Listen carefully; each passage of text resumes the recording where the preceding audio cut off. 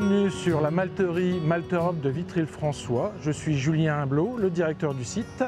Cette malterie est la plus grosse du groupe Malterop. La production de l'usine correspond aux besoins annuels de la France pour sa fabrication de bière. Nous nous approvisionnons dans un rayon de 80 km autour de l'usine.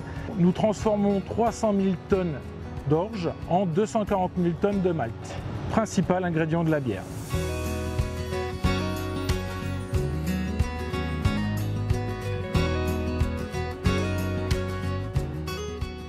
Bonjour, je m'appelle Aurélie Michel, je suis responsable d'unité de production sur le site de Vitry-le-François.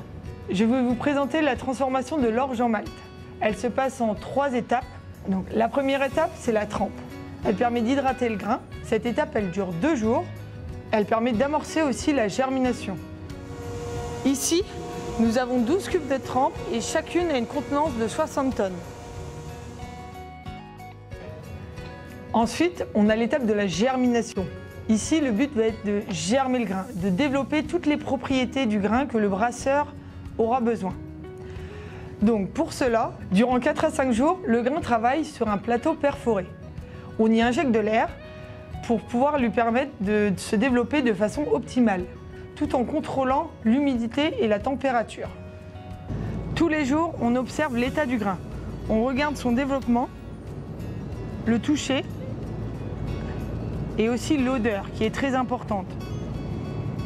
Il doit y avoir une odeur de concombre durant le développement. Enfin, la 3e et dernière étape s'appelle le séchage, que l'on appelle chez nous le touraillage. Cette étape a pour objectif de stopper la germination en séchant le grain afin de le rendre prêt pour le brasseur. C'est celui-ci, donc ça c'est juste avant. Ok, donc ça c'est bien les touraillages avec les recettes diastasiques basses en coup de feu.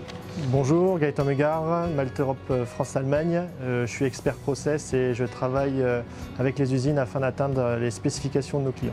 En effet, chaque brasseur a ses recettes et la malterie adapte ses produits en fonction des recettes de nos brasseurs. À partir d'une variété d'orge, on va pouvoir produire différents types de malt. Par exemple, le malt torréfié qui va servir à faire des bières ambrées, rousses, ou du malt pilsen qui sert pour tout ce qui est bière blonde dans le monde entier.